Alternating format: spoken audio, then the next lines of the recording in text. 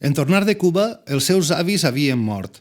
Dels seus pares no se'n sabia res i els seus cosins havien arrabassat l'escassa herència. Va tocar-li en sort la caseta de fadrí del iaio Tolo. Apenes una barraca de pescadors a la partida del Portitxol, a vista de l'illa, que ningú no s'havia molestat a ocupar per la seva llunyania del centre urbà i la incomoditat d'accés. I la van cedir de bon grat amb tal que s'avinguera a no discutir la resta del repartiment.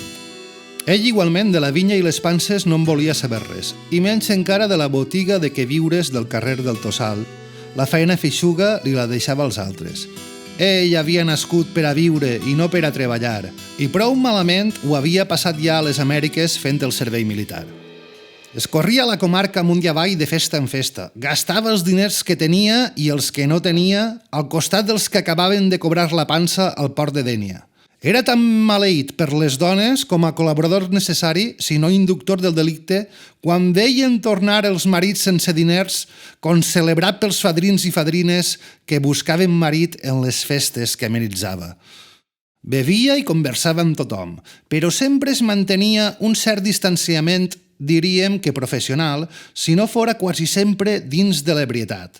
En tot cas, no tenia fama de persona accessible, i fins i tot els que més temps havien passat amb ell no tenien sensació de conèixer-lo més que de forma superficial. Així mantenia amb pràcticament tothom una relació cordial, en alguns casos agradable, però distant.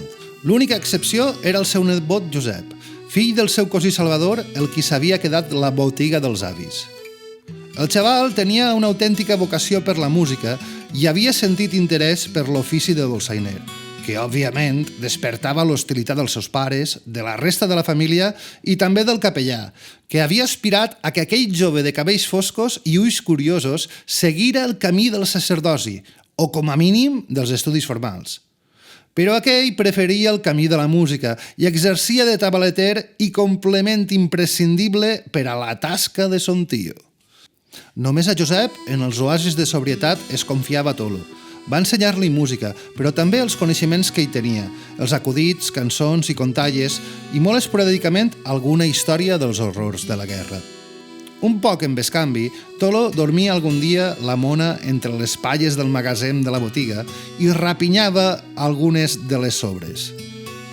Assolida la segona meitat de la dècada de 1910, la preocupació principal de Tolo Segarra, a banda de l'habitual de sobreviure, era llegir de refiló algun diari per si Espanya entrava finalment en la Gran Guerra Europea, i el seu nebot, que complia el servei militar, acabava obligat de rebot a morir en una trinxera belga com tants coetanis europeus de la seva generació.